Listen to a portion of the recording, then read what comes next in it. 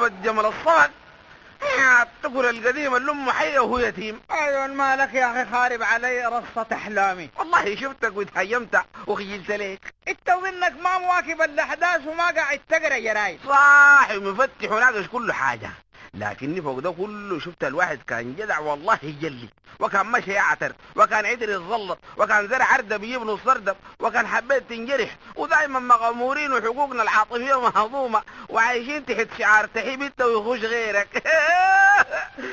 فريني يا اخي تسوي شنو يا اخي؟ يا زول والله الحب البعم يطرش وعوي الخشم ذاك الله يكفينا شره. والله في السبعينات منوفة اللي حبت لي بنيه طبقت فوقي نظرة الإجماع السكوتي، غلبني أتكلم معها تب.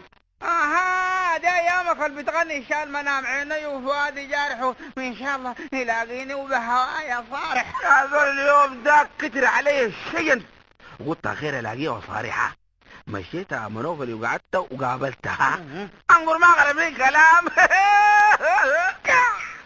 ما كان تقول لها الشوب بحر. الحكمة منوفلي ولا ضب ساي يجي طالع من الحيطة عشان ينجدني ما في، ولا كديسة عشان اقول لها دي كديستكم، ولا جداد عشان اقول لها الجداد ما عندكم.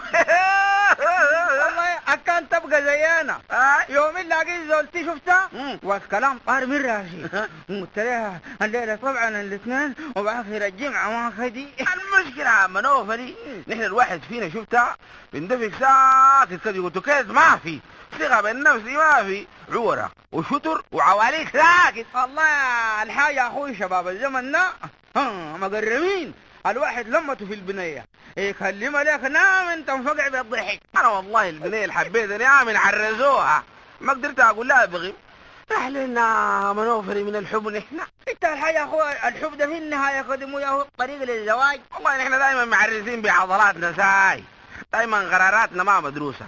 الناس يلحسوا في الايس كريم ويقطعوا في النجيلة وافكار تتلاقح وينبلج فجر التجديد ويناقشوا اشكالات التالف الشبابية، ونحن عايشين بالكسرة والملح وشاي الصباح.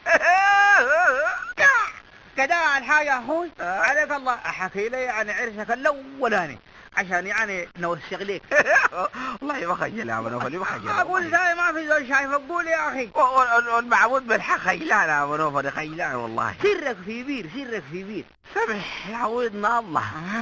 مرة يا منوفلي كنت زهيان وقاعد في طرف الحلة اغني ساي ويا